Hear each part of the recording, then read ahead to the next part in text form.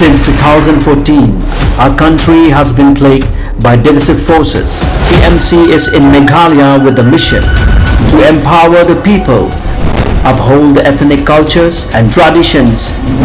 celebrate the sacred land. To oust the proxy BJP government from Meghalaya, be the change, support TMC